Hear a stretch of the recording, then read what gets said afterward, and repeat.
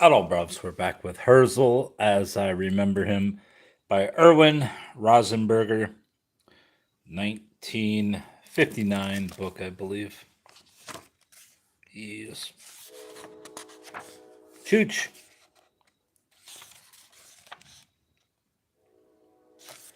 We are on chapter 44.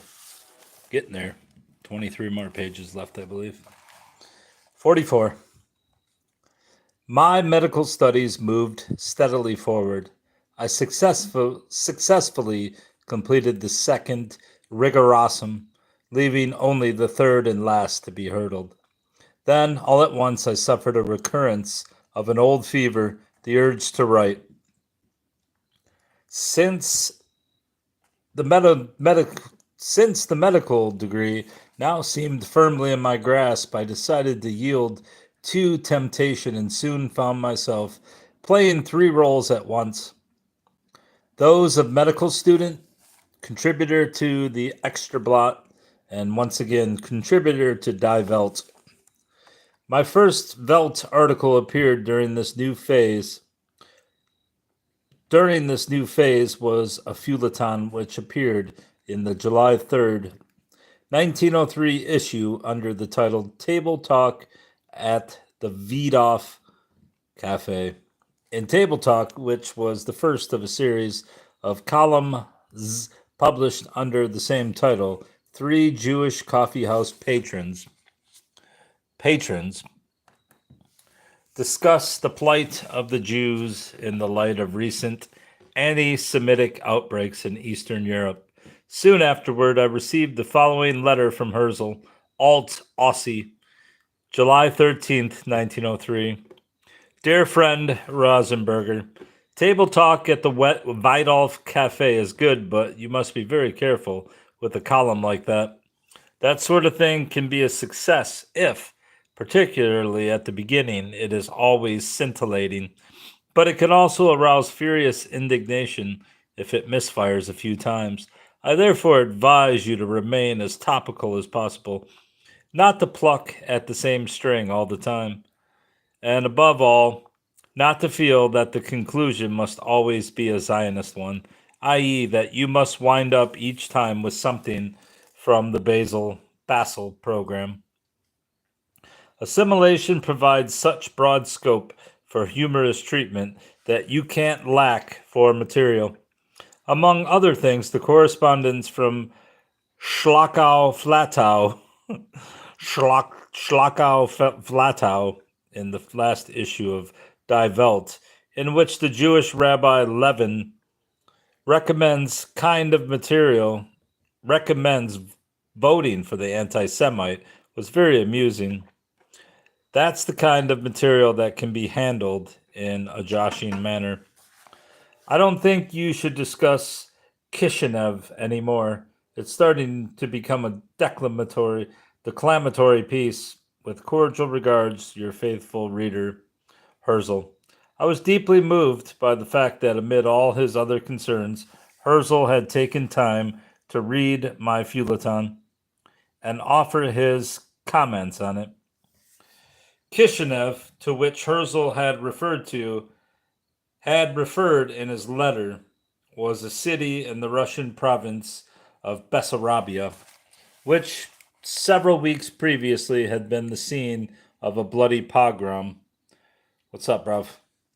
I'd written my first Table Talk article at a time when we were all still trembling in helpless rage at the Kishinev massacre and the official encouragement for not wishing any further mention of the subject in Die Welt.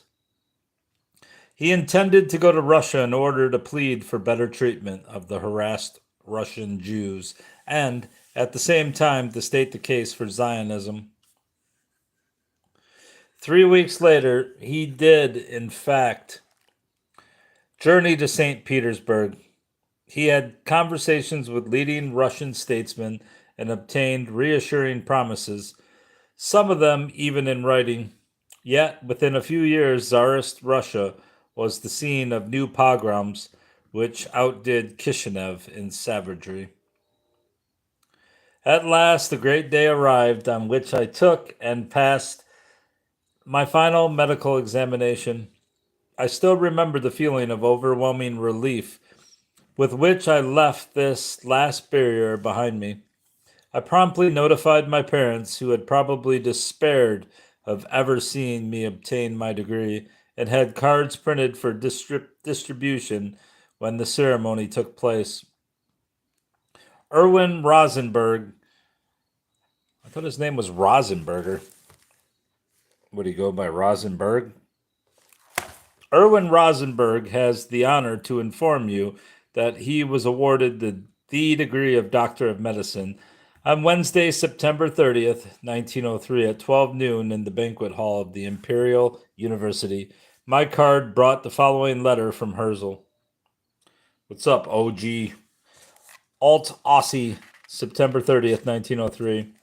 My dear Rosenberger, accept my heartiest congratulations on your degree, with which I flatter myself that I had something to do.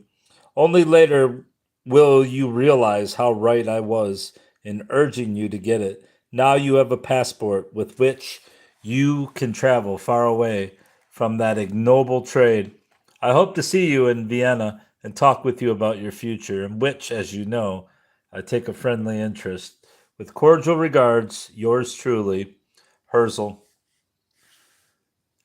That ignoble trade was, of course, a reference to the kind of hack journalism from which Herzl's words of warning had helped me to extricate myself. The previous October, the epithet was in no sense directed at the journalistic profession as such. 45. The Sixth Zionist Congress was held in Basel from August 23rd to 28th. 228? I don't like how that's phrased. 1903. It opened amid fervid demonstrations of the delegates' loyalty to their leader. Theodor Herzl, yet before it was over, the Congress had given Herzl many painful hours. Herzl's opening address contained two sensational revelations, which appeared to evoke unanimous enthusiasm among his listeners. Here are his words as they appear in Jesus Christ. Here are his words as they appear in the official record of the Congress.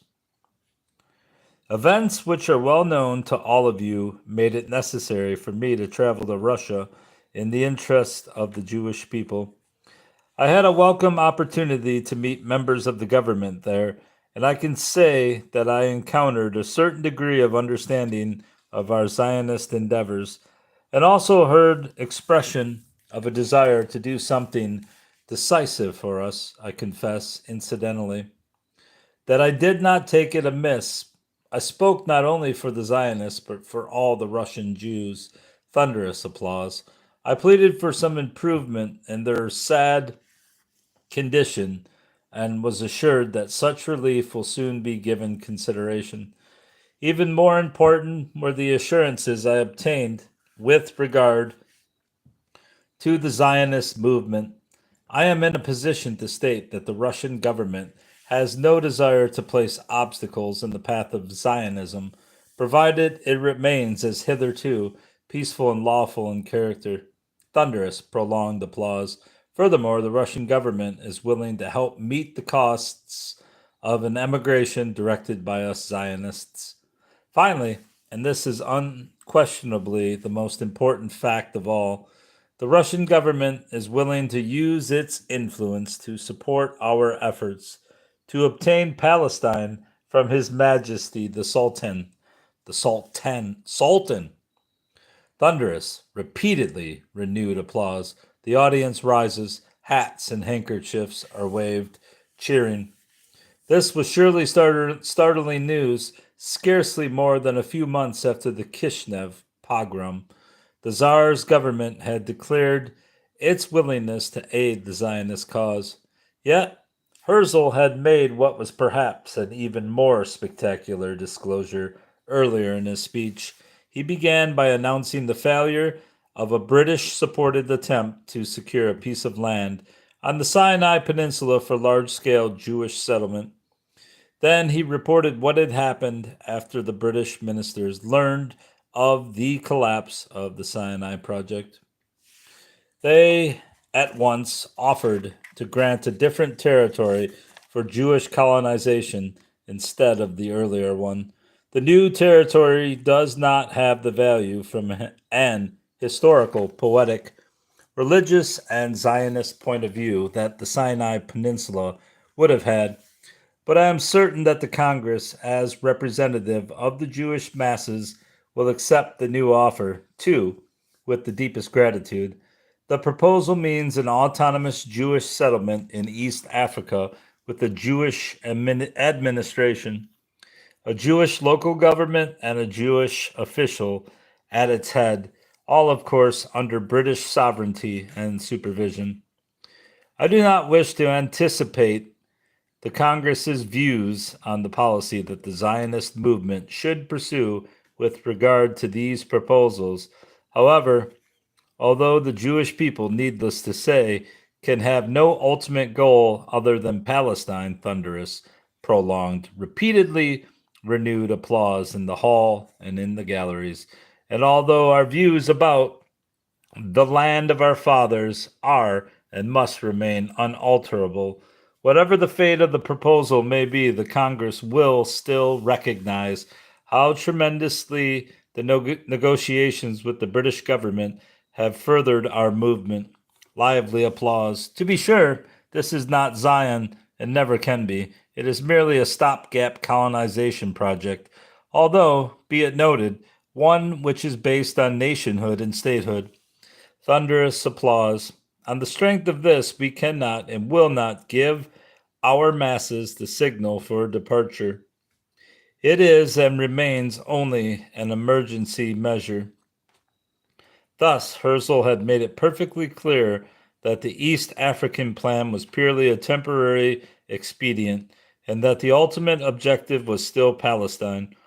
And the end of his speech, according to the official record, was marked by a standing ovation. On the second day of the Congress, Max Nordau gave his eloquent support to the plan. Before the immutable goal of Jewish settlement of Palestine is attained, there can be only a resting place along the way and only provisional work. The building of a temporary structure for our hundreds of thousands of unfortunate brothers, whether Zionist or not, is quite unimportant. It is enough that they are Jews. Lively applause. Who, unlike us settled ones, cannot wait, who are already wanderers, who are already being flung to and fro from continent to continent and from ocean to ocean like the shuttle of a loom. Who will perish unless we do something to save them, until we can provide these hundreds of thousands with a permanent dwelling place? We must, so to speak, establish a lodging house for them. Thunderous applause. I would regard as such a lodging house the colony for which the British government is willing to grant us land under certain conditions. Sure, it would be a very special kind of lodging house. We Jews undertake as a people has a unique quality. It would be a lodging house that not only provided its occupants with momentary food and shelter, but also served as a medium of political and historical education. An educational medium that accustomed the Jews and the world to a thought which had been foreign to them for thousands of years, and to many of them had become unbearably distasteful, that we Jews are a nation that is ready, willing, and able to assume all the common responsibilities of a civilized, independent nation. Thunderous, prolonged applause as Nordau concluded his speech amid enthusiasm comparable to that which had greeted Herzl the previous day. It must have seemed to every visitor sitting in the gallery that only a word from Herzl was needed now in order to launch a general migration to East Africa. Actually, Herzl had no intention of acting precipitately. He asked the Congress merely to appoint a committee to study the matter and to send a group of experts to East Africa to see whether the area was suitable for settlement. And yet, contrary to all expectations, this modest request encountered violent opposition. Many of the delegates flatly rejected not only the East African plan itself, but even the idea of examining it.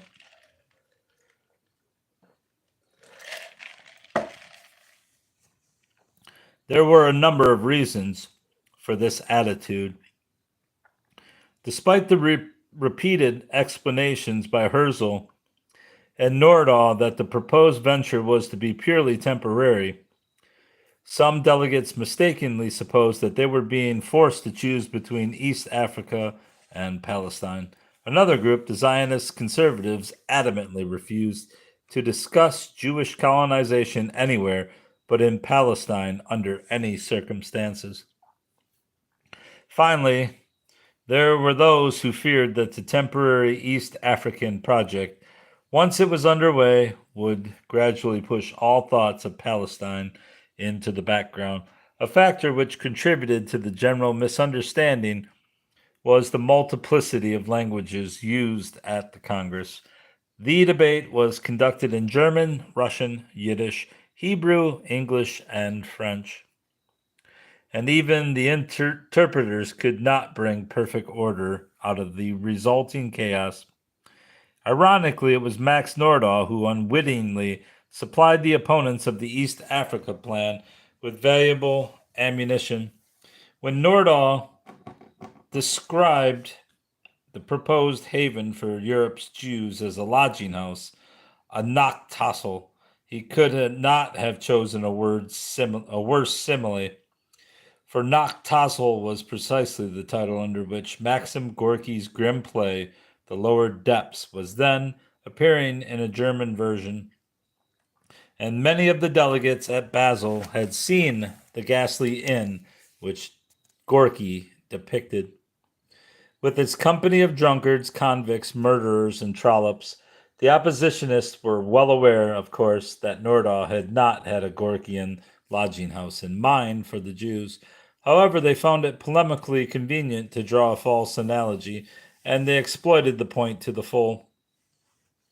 When the time for the vote finally arrived, the atmosphere was charged with tension.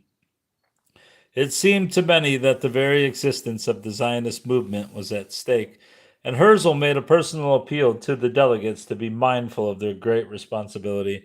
We owe a debt of thanks for the splendid offer which we have received. We cannot express it merely with words or by waving hats and handkerchiefs. In a serious matter, we must show our gratitude first of all by treating it seriously. And it is essential to the seriousness of this treatment that an expedition be sent out to investigate without prejudice to the principles of our movement and without anticipating the Congress's decision on the colonization itself. I wish to call your attention particularly to the concluding portion of this proposal before I have it read. The decision on the colonization of East Africa is reserved to a Congress which will be specially convened for that purpose. The results of the vote showed 295 in favor of the proposal, 178 opposed, and a substantial number of abstentions. After announcing the outcome, Herzl stressed once again to the delegates that the decision they had just made committed them only to study the British offer, not to accept it. Nevertheless, the vote taken on August 26, 1903, caused bitter internal strife within the Zionist movement and greatly saddened the remaining days of Herzl's life. For the first time, he heard his aims challenged and misrepresented by adherents of the cause for which he had worked so selflessly. It was only through his infinite patience and wisdom that the rift was finally healed and discipline restored. In the weeks that followed the Sixth Congress, I wrote a number of reports on the East African scheme for the Illustriartes Wiener Extrablatt.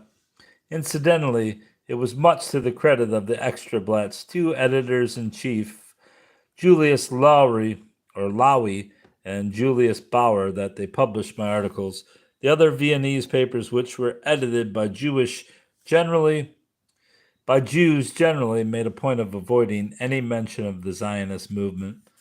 I supported Herzl's position that it was neither intelligent nor courteous to reject the British offer without first examining it. This was particularly so because the offer had been made by Joseph Chamberlain, the British colonial secretary, who was a good friend of Herzl's and of the Jewish people. It had been during a tour of East Africa, as Chamberlain himself later recounted it, that the thought occurred to him, here is a country which will suit Dr. Herzl. I sent clippings of my article to Herzl and received the one-sentence reply, my sincere thanks for the propaganda you are conducting. For us, in partibus infidelium, the Latin phrase, a formula signifying in the hands of the infidels, which was affixed to the titles of certain Roman Catholic bishops, was intended as a humorous reference to the fact that the Extrablatt's readers were predominantly non-Jewish. When I next met Herzl, I said, Herr Doctor, I thank you for naming me a bishop. He was puzzled at first, then laughed when I reminded him of his note. There were few occasions after that when I saw Herzl laugh. His face had always had an underlying seriousness in its expression. Now, after 6 years of labor and heartache in the cause of Zionism, it had become the face of an unhappy man. Where I wondered sorrowfully was the eager, optimistic Herzl I had known in the early Welt days at number 6 Burgas 46. And we shall read it. Monday, July 4th, 1904, was one of the most tragic days of my life. On that day, the news reached Vienna that Theodor Herzl was dead.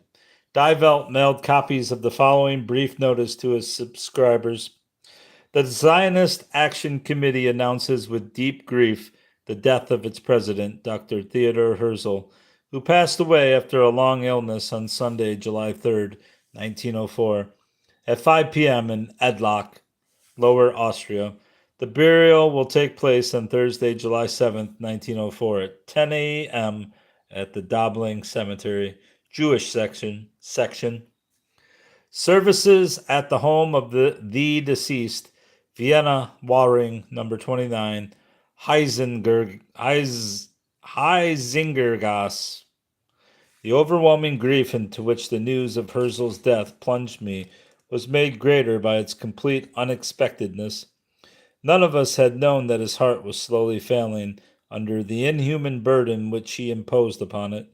Moreover, the immediate cause of death, pneumonia, had been a matter of but a few days, and the Zionist Action Committee in Vienna had successfully concealed the fact that its leader was gravely ill in Edlock, or Lack. It was impossible for me at first to grasp the fact that Herzl was no longer alive, that I would never again speak to him. The sense of loss left me dazed and bewildered. When the body was laid out in Herzl's home, I rode out to Waring. Frau Herzl smiled weakly as she greeted me, her eyes red from weeping. The coffin lay in Herzl's study with 6 unlit candles in tall silver candlesticks on either side. The walls and windows of the room were hung with black drapery, crepe-covered electric lights, and an oil lamp at the head of the coffin provided only feeble illumination. As I stood before the coffin, which was guarded by black-clad members of Vienna's Zionist student societies, I asked myself incredulously, were all the splendid, unique, and infinitely varied things that Theodor Herzl had meant to us now confined within this narrow black box. On July 7th, the day of the funeral, I went to Herzl's home well before the time set for the ceremony.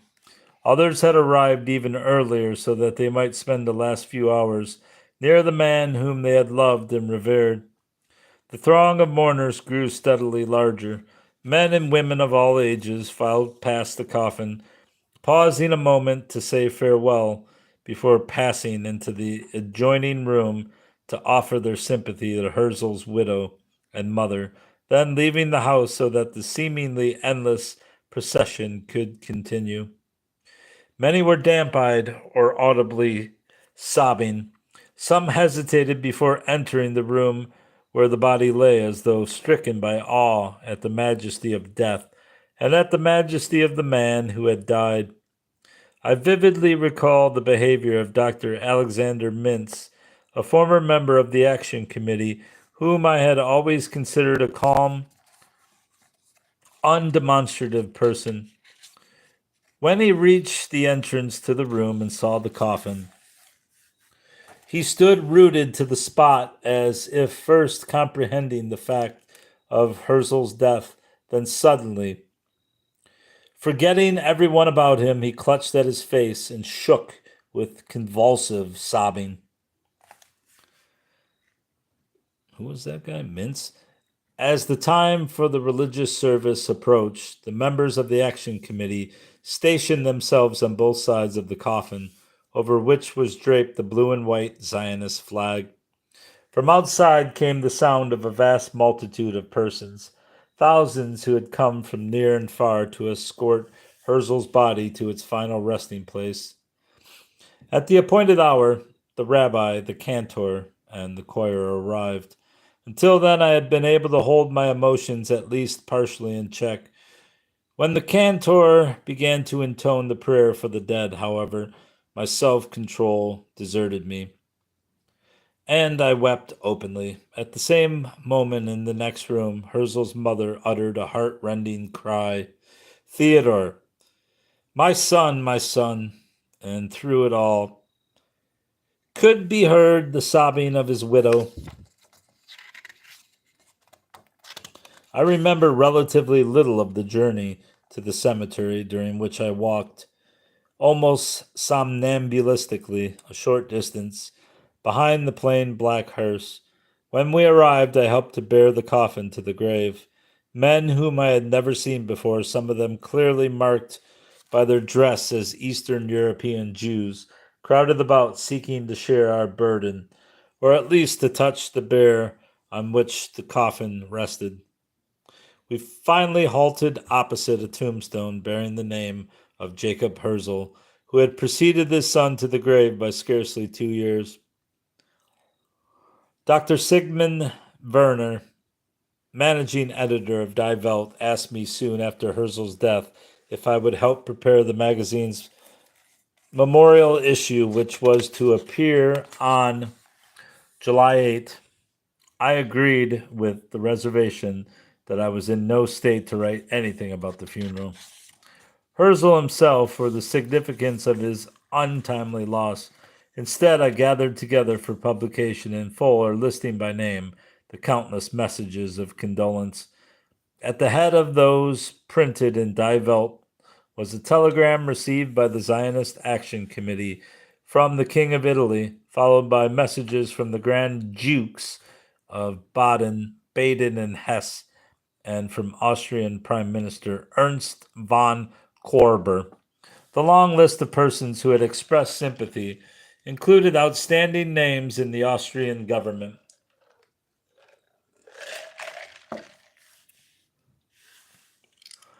The Protestant clergy and the world of art, journalism, the theater, commerce, and industry. Not were the messages couched in the usual stereotyped language. Rather, they had an individual quality that gave them the ring of sincerity, and in the case of those from Zionist adherents, conveyed a sense of truly heartfelt grief. From a sickbed in Paris, Max Nordau wired Herzl's widow, In such sorrow there is no comfort. Friends can do nothing but weep with you. And to the Zionist Action Committee, he sent the following telegram. Stunned by the terrible blow, I am struggling in vain for composure. Our loss is irreparable. Now that he has departed so incredibly long before his time, our unhappy people will first come to realize what it possessed in Herzl. I know that I am not exaggerating under the effect of recent sorrow when I lament that such a combination of love for the Jewish people, faith in its future, heroism, self sacrifice, inexhaustible fertility of mind, strength of will, and patience had not been seen, and will not again be seen for thousands of years. We shall weep for him eternally, but in order that our sorrow may bear fruit, we must rouse ourselves to go on working in his spirit. For Herzl, there can be but one worthy monument, his completed work. And I could probably get through this, but maybe I should just finish it tonight. Well, I got 8 pages left. Yeah, no, I got like 10 pages. No, 8 pages. Fuck it, let's do it. Let me get a drink.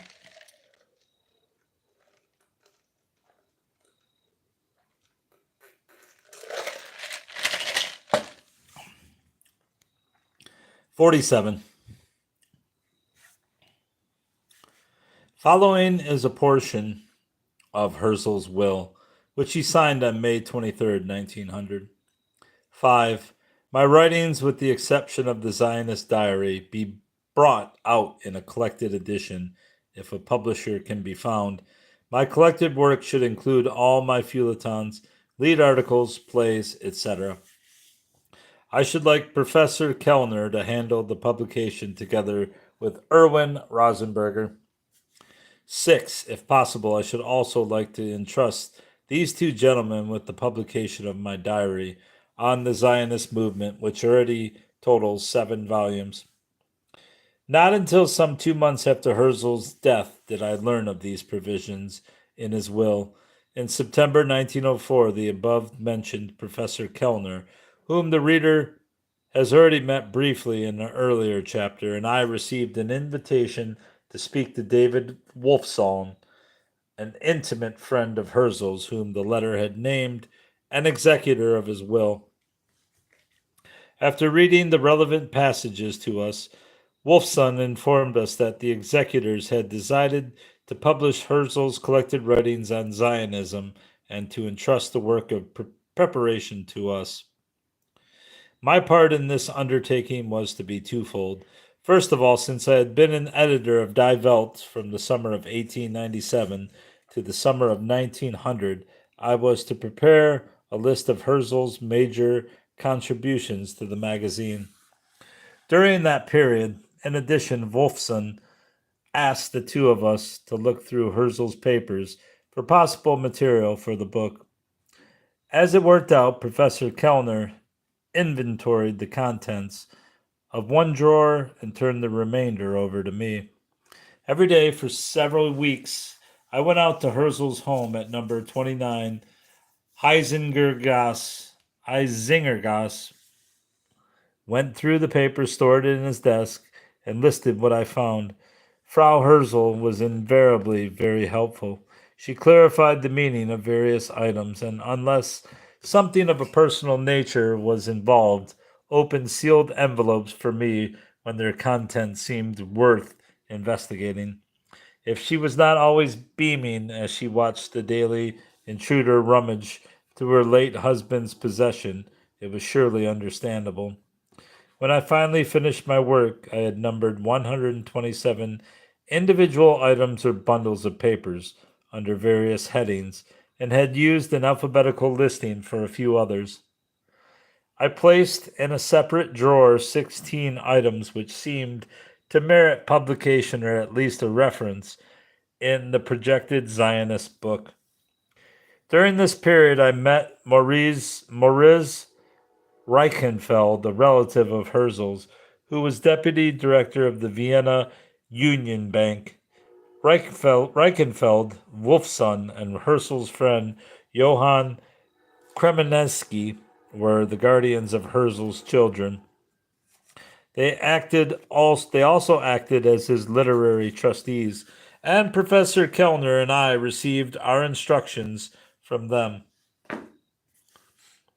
The book on which we were working was published in July 1905 by the Jewish publishing house in Berlin as the Zionist Writings of Theodor Herzl. The royalties went to Herzl's family.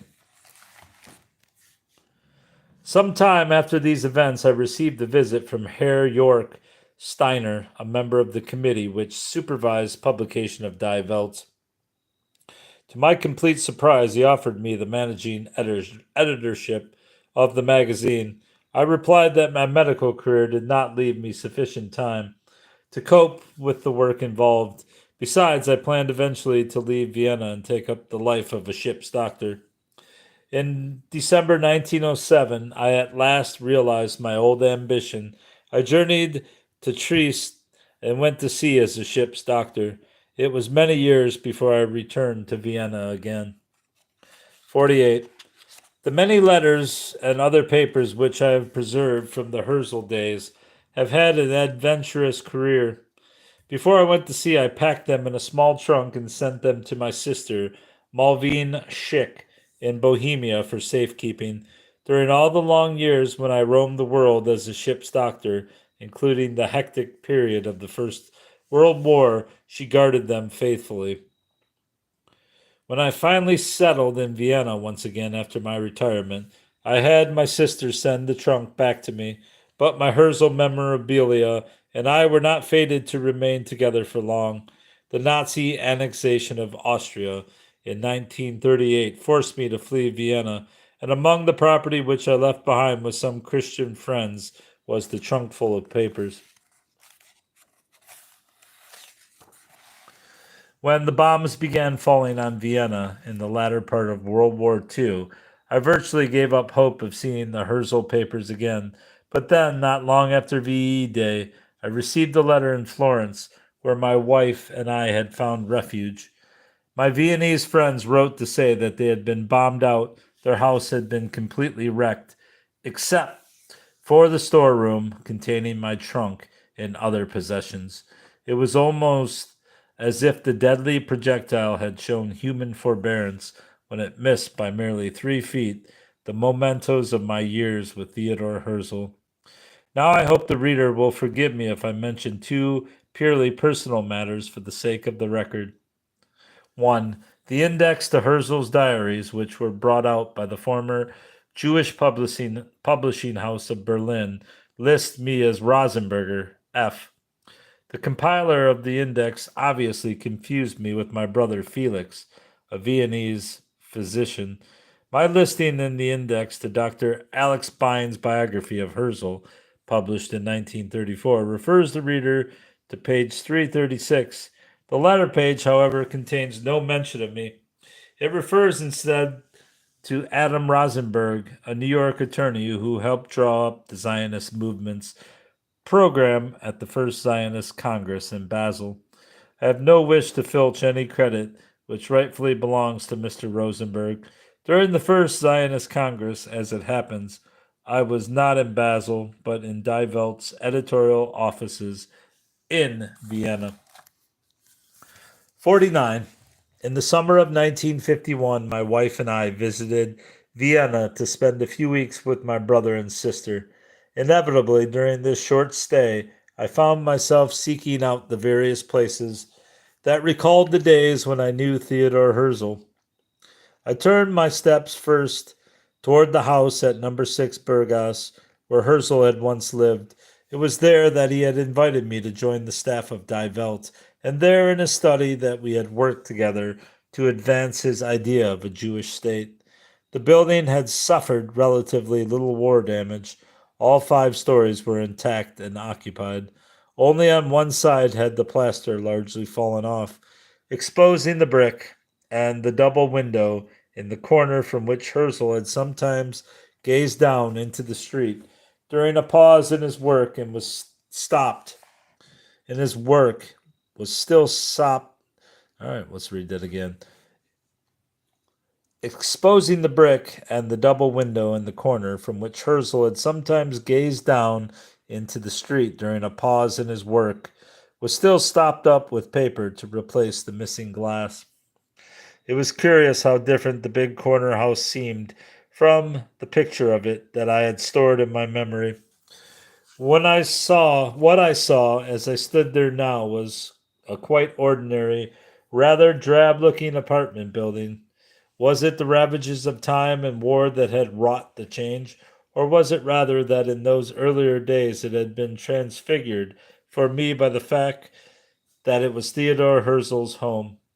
I entered the house through the big outer door that I knew so well, passed through the smaller doorway inside, and walked across the entrance hall to the staircase on the left. Everything was just the same: the wide stone steps, the iron banister, the three landings to each story. When I reached the second floor, I turned to the right, approached the familiar door, and caught myself just as I was about to ring. As I was leaving the house, I met the concierge, a young woman of perhaps 30. I asked her if she had ever heard of Dr. Herzl, who had once lived there. Dr. Herzl, she said. When was that? When she heard of the year 1897, she threw up her hands in astonishment. That was long before I came into the world. The next stop in my memory crowded itinerary was number 9 Turkenstrasse, which had once housed Die Welt's editorial office. Says the four-story building where Herzl had made his daily afternoon visits looked down at me, seemingly unchanged. So did the house at number 11 Rembrandtstrasse, a quarter-hour distant by foot.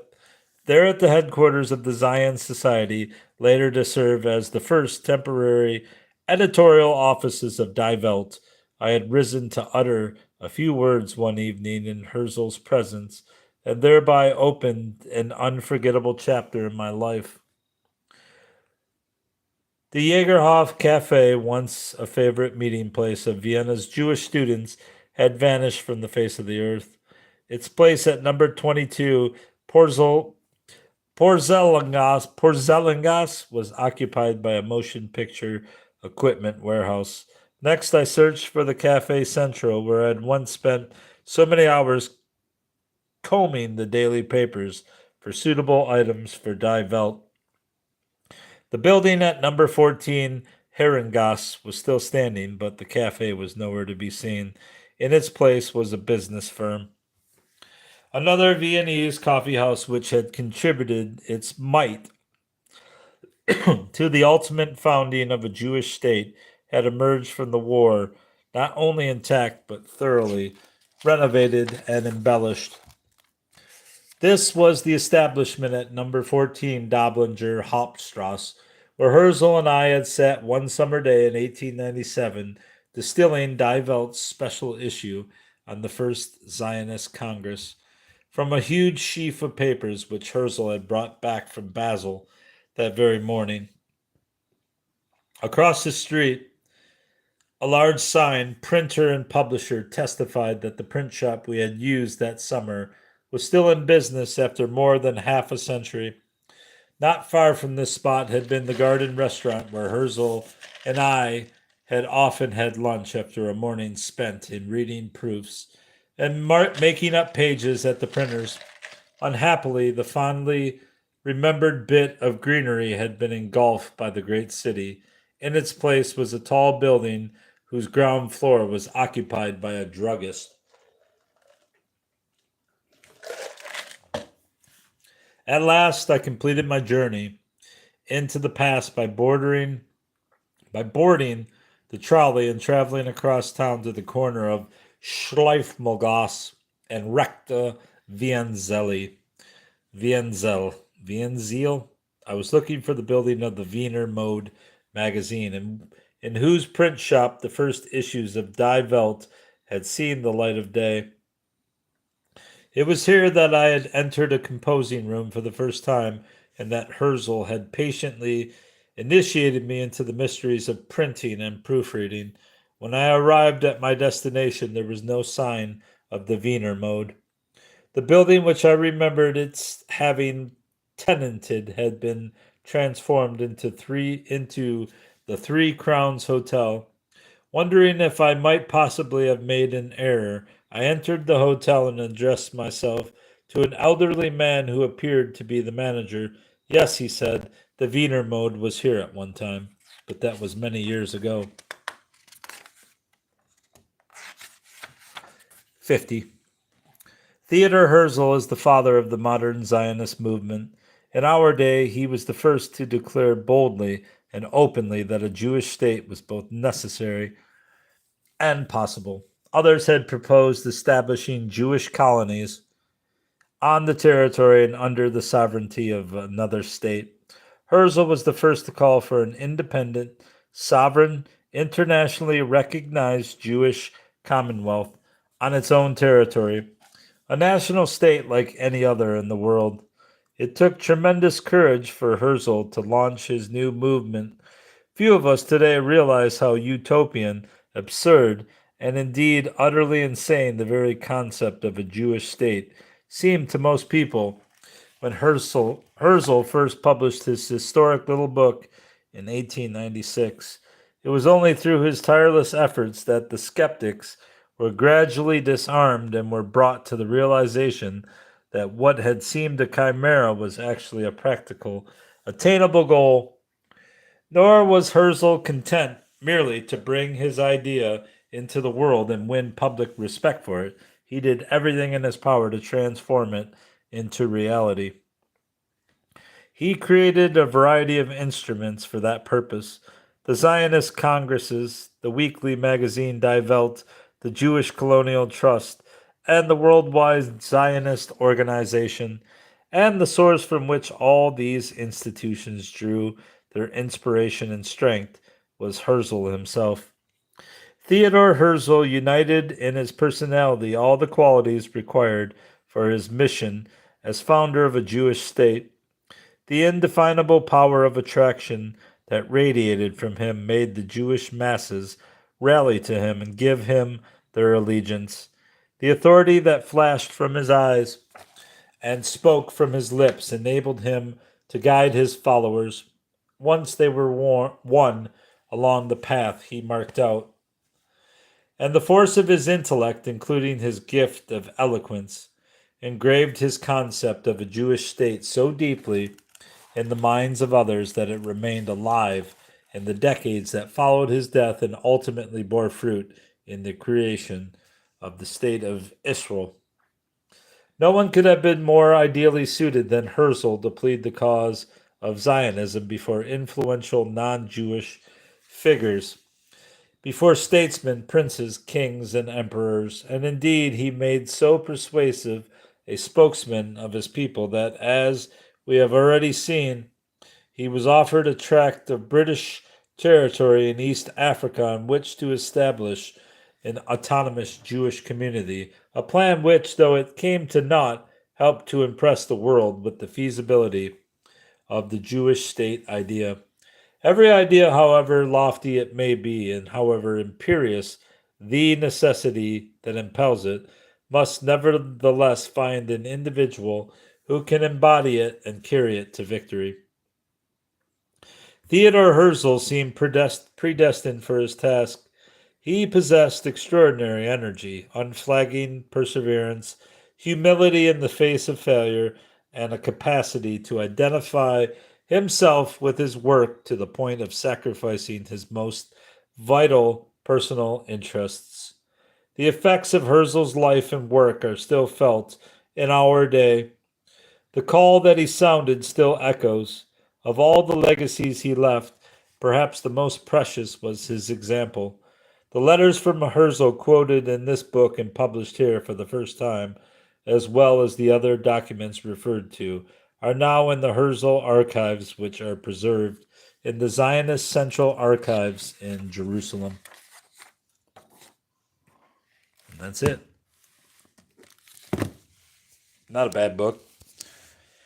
I'm not sure if it's a Obviously, it's not an exhaustive study of Herzl, but it is an intimate portrait of Herzl by someone who knew him in the early capacity of the magazine on Zionism, Die Welt. That's all. Guten Abend.